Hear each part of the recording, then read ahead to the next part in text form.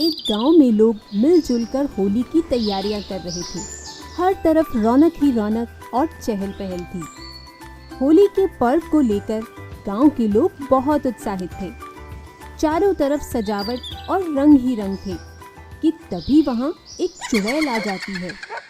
पहले तो गांव के लोग उसके रंग बिरंगे रूप को देखकर उसे सर्कस की कोई जादूगरनी समझकर अवॉइड कर देते हैं। पर तभी अचानक चुड़ैल अपनी मायावी शक्तियों से गांव में तबाही मचा देती है। सभी लोग यह सब देखकर बहुत हैरान हो जाते हैं और इधर उधर भागने लगते हैं। यह सब देखकर चुड़ैल बहुत खुश हो जाती है। सभी दुकानदार सोच में पड़ जाते हैं कि अचानक ये सब कैसे हो गया, कि तभी हवा में उड़ती हुई चुड़ैल बोलती है,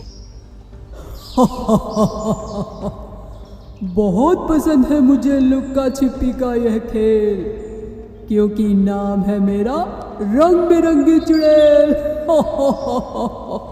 हवा में उड़ती हुई चुड़ैल को देखकर सभी लोग दंग रह जाते हैं। तभी चुड़ैल अपनी शक्तियों के प्रयोग से एक साधारण युवती का रूप ले लेती है और गांव के लोगों से गांव खाली करने के लिए बोलती है।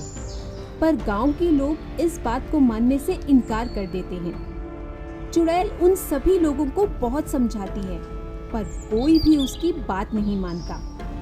देखो, मैं तुम सबको एक लास्ट वार्निंग दे रही हूँ। देखो, तुम कुछ और मांग लो, पर गांव खाली करने को मत कहो।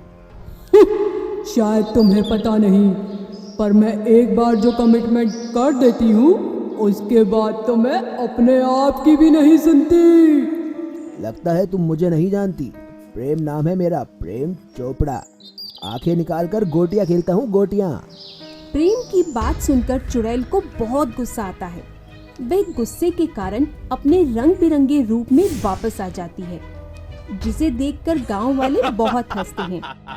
सबको खुद पर हंसता हुआ देखकर चुड़ैल मुंह बनाकर वहां से चली जाती है। रंग बिरंगी चुड़ैल के वापस जाते ही लोग फिर से होली की तैयारियों में जुट जाते हैं। अगली सुबह चुड़ैल फिर से गांव में आती है और लोगों को खुश देखकर फिर पूरे गांव में तबाही मचा देती है। लोग यह सब देखकर बहुत परेशान होते हैं और चुड़ैल को भला बुरा कहने लगते हैं। लोगों की बातें सुनकर रंग बिरंगी कुछ लोगों को हवा में लटका देती है। लगता है तुम ऐसे नहीं मानोगी। मैं कैसे भी नहीं मानूंगी, क्योंकि मैं तो बाय नेचर ही ढीठ हूँ। कोई बात नहीं, हम आखिरी सांस तक तुम्हें भगाने की कोशिश करते रहेंगे, क्योंकि कोशिश करने वालों की कभी हार नहीं होती। पर बेइज्जती तो बहुत होती है ना। चुड़ैल लोगों को जमीन पर पटक कर फिर से वापस चली जाती है। गांव के लोग वापस होली की तैयारियों में लग जाते हैं, पर रंग बिरंगी कहाँ मानने वाली थी। वह हर रोज गांव में आती और पूरे गांव में तबाही मचाकर चली जाती थी। होली के त्योहार को सिर्फ 2 दिन बचे थे और गांव में चारों तरफ मायूसी छाई हुई थी। सभी लोग बहुत दुखी थे और कुछ लोग तो अपना सामान बांधकर गांव से जाने के लिए तैयार भी थे। तभी गांव में एक बाबा आते हैं।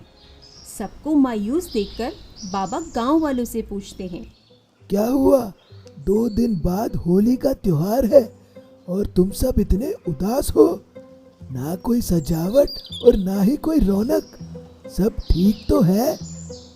कुछ ठीक नहीं है बाबा, और लगता है इस बार हम होली भी नहीं मना पाएंगे। अरे तुम ऐसा क्यों बोल रहे हो? मुझे बताओ क्या परेशानी है, मैं तुम सबकी मदद करूंगा। गांव वाले बाबा को पूरी बात बताते हैं। कुछ देर सोचने के बाद बाबा को एक तरकीब सूझती है। कल छोटी होली है। इस दिन होलिका का दहन हुआ था। यह बहुत ही पावन दिन है। तुम सब भी कल उस चुड़ैल को जला देना और गायत्री मंत्र का उच्चारण करना, ताकि वह अपनी किसी भी शक्ति का प्रयोग ना कर पाए। पर हम उसे जलाएंगे कैसे? वह होलिका की तरह खुद चिता पर तो बैठेगी नहीं।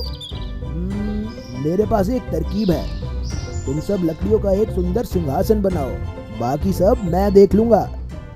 गांव के लोग ऐसा ही करते हैं और हर दिन की तरह रंग बिरंगी चुड़ैल गांव में आकर लोगों को परेशान करने लगती है।